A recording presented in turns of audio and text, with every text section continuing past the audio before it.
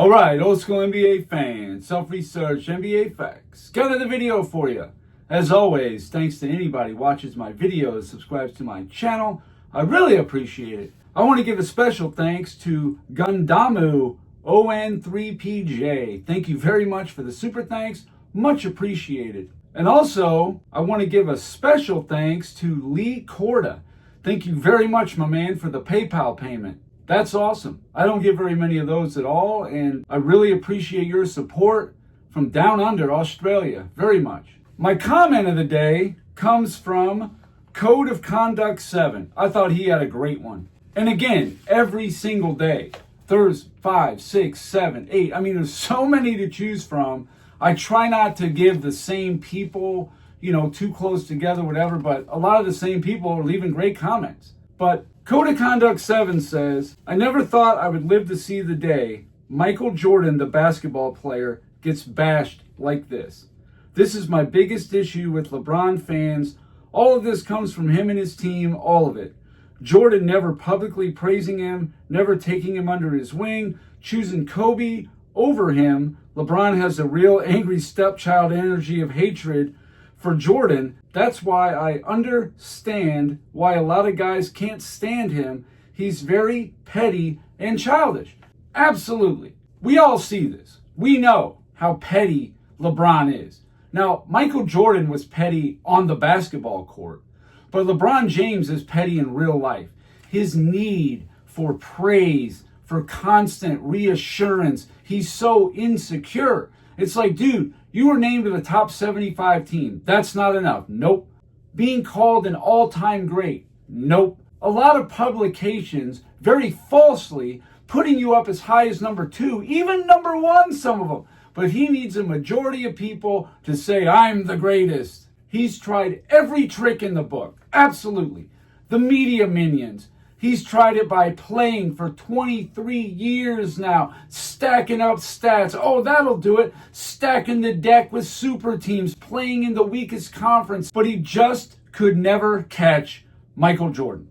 And the minions continue to make excuses why LeBron lost and make excuses why Jordan won. That's pathetic. You're dead on, Code of Conduct. No question about it. Thank you very much for the comment and your support. In this video here, I find this one so fascinating. I don't know how this never clicked on me before. But when I was doing some research the other day about Michael Jordan, the bad losses and all, I did that video a couple days ago. This one here is mind-blowing. Prepare to have your mind blown. I did not know this. When it comes to competition, I broke this down into 3 categories. All right, the first of which is if your team is at least 10 wins better than the opposition, you're clearly the much better team. I don't want to use the word outmatched, but in a lot of cases, the other team is just simply outmatched. You're a much better team by that much of a win disparity. Same thing the other way. If another team is 10 wins or more better than you, then you're outmatched. This team is superior. There really isn't hardly any exceptions to that rule, except in the load management era, where now all these prima donna baby princesses, I'm going to rest during the regular season. They treat it like training camp now. All that matters now is playoffs. So you don't really know who the best teams are.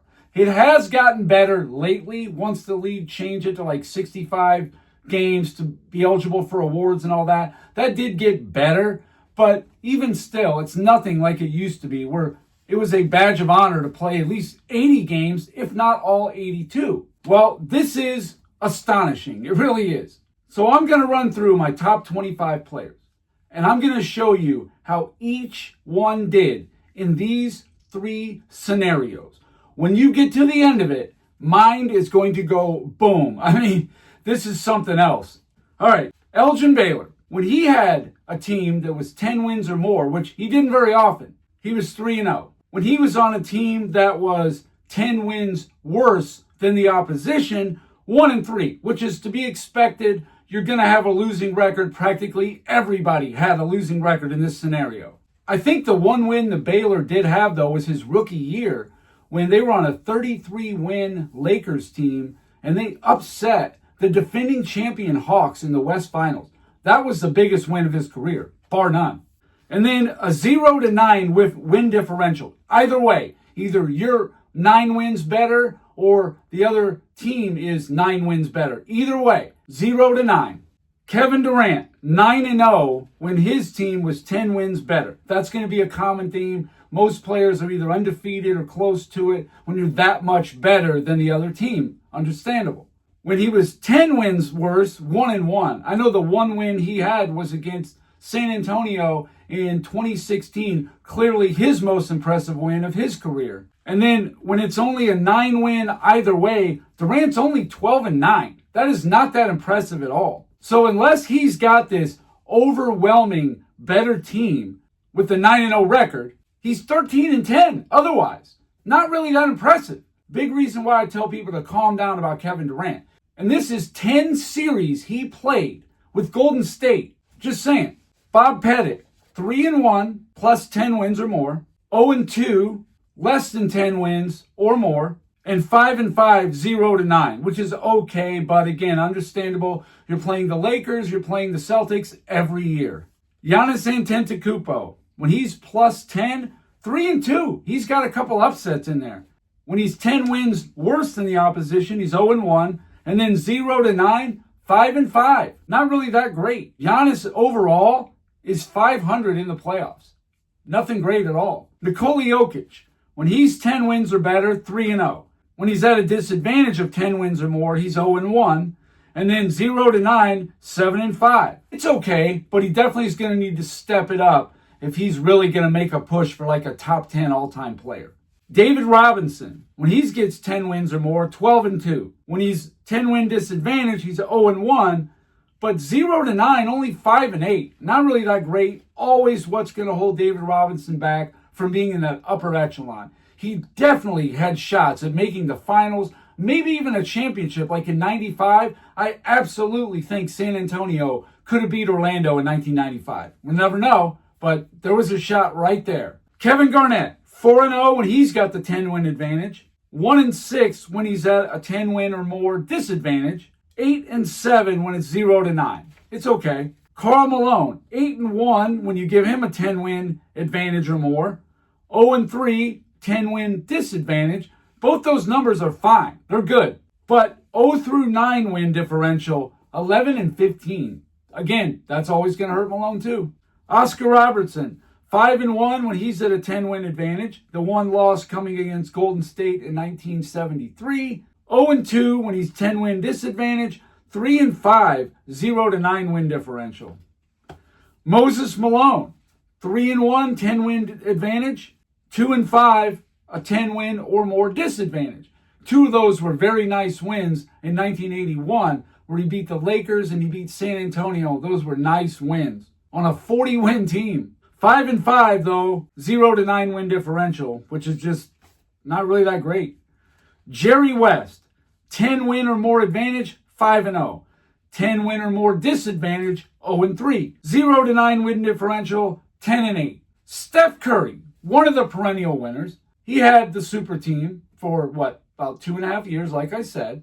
Very easy competition. A lot of teams got hurt right when they were going to play him. But he did have a couple of nice wins, like 2016 OKC, 2022 against Boston. He had a couple pretty good wins like that.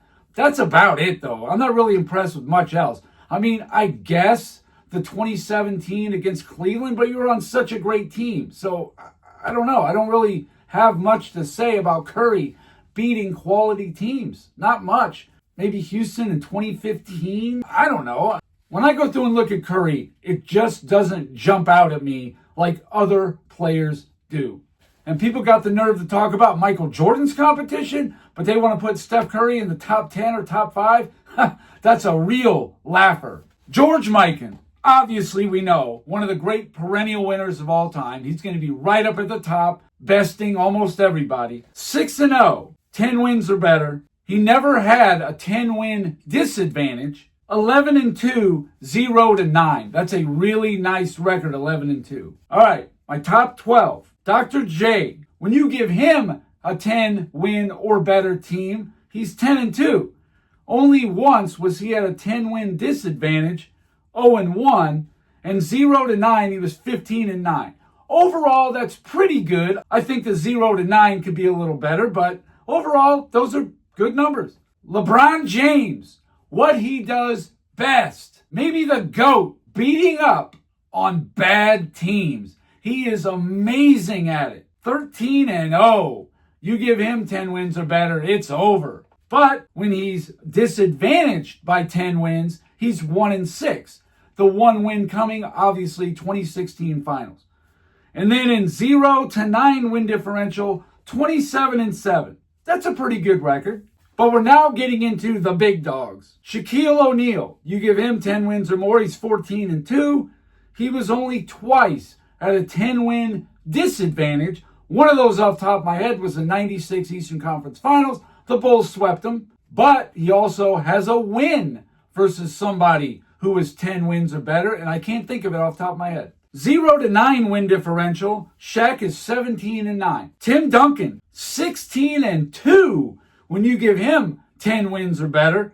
One of those losses came against Memphis in 2011, I believe it was.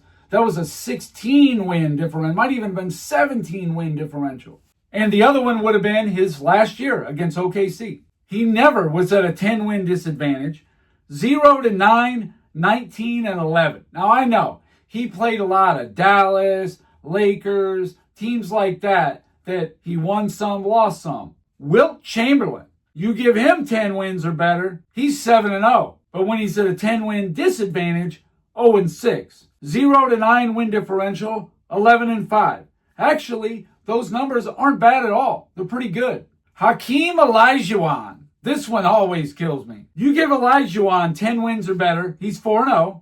Even at a 10-win disadvantage, my man is 5-4. The only player on this whole top 25 with a winning record with a 10-win disadvantage. Of course, 4 of those came in 1995. One of them came in the 1986 Western Conference Finals against the Lakers. 11-win differential. And then 0-9, 7-8. A lot of those, though, he was like 7, 8, 9 win differential kind of thing. Like, for example, the 1997 Western Conference Finals. Houston was a 57-win team. They were a good team. Utah was a 64-win team, a better team. And Olajuwon was certainly not in his prime anymore. He wasn't washed, but he was not 94, 95 Olajuwon. The decline had definitely started. Kobe Bryant, what can you say bad about this? 8-0 when you give him 10 wins or better. 0-3 when he's at a 10-win disadvantage. But that's fine, to be expected. Nobody expects you to win those series. And he's 22-5 when it's 0-9 win differential. That's strong. Larry Bird, you give him 10 wins or better, 16-0. He never was at a 10 win or more disadvantage. 8-8, 0-9 win differential. 500 only. Kareem Abdul-Jabbar, you give him 10 wins or better, 22-3. That's a good record, but you took 3 losses. 81 Rockets, 86 Rockets, 73 Warriors. Never at a 10 win disadvantage. 15-9, 0-9 win differential. Either way, whether you're better by 0-9 or the other team is better, 0-9 win differential. Magic Johnson, 10 win differential or more, 19-2. Never at a 10 win or more disadvantage. When it was 0-9, he was 13-6. Bill Russell, obviously he's going to be up there like Mikan, even better than Mikan. 13-0, never was at a 10 win or more disadvantage. 14-2, 0-9 win differential. And you'll find that to be the best on the board. No question. So Bill Russell would have to be the best. George Mikan would be second best, I would say. And then either maybe Kobe or Curry. They're both right there. Oh, where's my head? I nearly forgot. Where did Michael Jordan shake out in all this? When Michael Jordan had a 10 win or more advantage, His record, 16-0, tying Larry Bird for the most wins without a loss in that category. 10 win or more disadvantage. Now, a lot of those was like 19 wins, like in 85 and 87, 37 wins, like against Boston in 86, 16 wins, like against Detroit in 89. That's 4 of them right there. Orlando in 95 was 10. And then he does have 1 win. That was against 89 Cleveland. That was exactly 10-win differential. But the most mind-blowing of all, the 16-0 is mind-blowing for sure. 13-2, 0-9 win differential. 13-2, better than Mikan.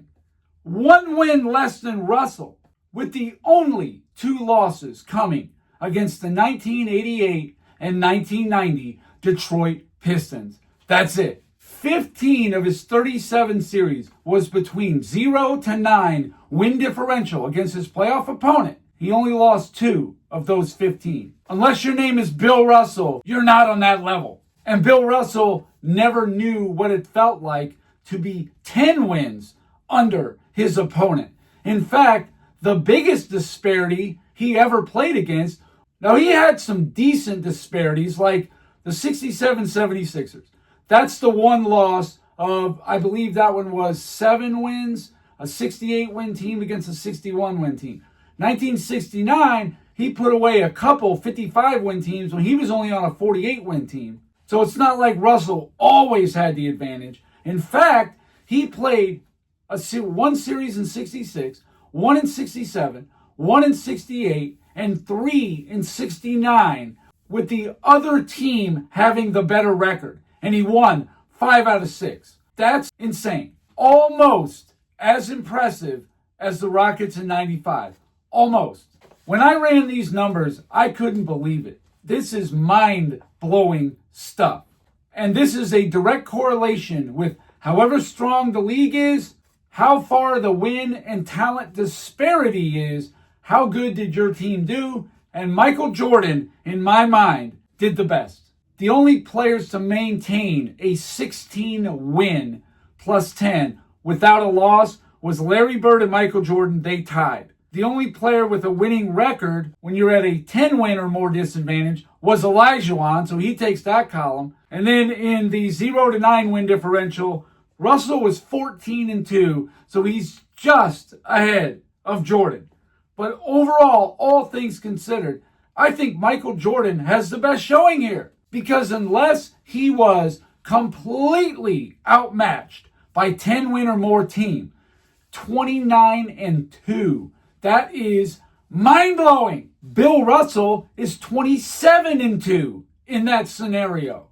And just a quick rundown, in case you guys were curious, because I know I was, the results of the series Michael Jordan played when the win differential was between 0-9, either way. First round 1988, the Bulls had an 8-win record, better than Cleveland. They won 3-2. The semifinals, they were 4 wins less than Detroit. That was one of those 2 losses. 89 semifinals, they were 5 wins less than the Knicks. They won. In 1990 semifinals, they were only 2 wins better than Philly. Took them out in 5. 1990 Eastern Conference Finals, that's where they were 4 wins less than Detroit. Detroit won that one in 7, the Pippen migraine game and all that. Then that was it. That's the 2 when it's a 0-9 win differential either way. 91 finals, 3 wins better than Lakers. They win in 5. 93 semifinals, they're 3 wins better than Cleveland. They sweep them. 93 conference finals, they're 3 wins less than the Knicks. They beat them in 6. 93 finals, 5 wins less than Phoenix. They beat them in 6. 95 first round, 3 wins less than Charlotte. They beat them 3-1. 96 finals, the Bulls are 8 wins better than Seattle. They beat them in 6. 97 conference finals, they're 8 wins better than Miami. They beat them in 5. 97 finals, 5 wins better than Utah. They beat them in 6. 98 conference finals, 4 wins better than Indiana. They beat them in 7. And then 98 finals, the exact same record as Utah, but Utah did have home court advantage. The Bulls win in 6. That's the 15 playoff series that Michael Jordan had. 0-9 win differential either way. Either his team had 0-9 more wins or the other team had 0-9 more wins. Either way, 13-2. There's nothing to compare that to except for Bill Russell. Unbelievable how anybody, at least in the modern era, thinks just from a winning perspective that they can hang with Michael Jordan. It's beyond me. Even all those super teams that we saw in the 2010s and all that still did not win at this clip. What can you say? Just one more thing to throw on the GOAT pile. So anyway, that's all I got for this video. Thank you guys for watching. If you liked it, please hit the like button. If you wouldn't mind sharing it, that would be great. If you haven't subscribed already, please do. I give daily content, and that's it. Until next time.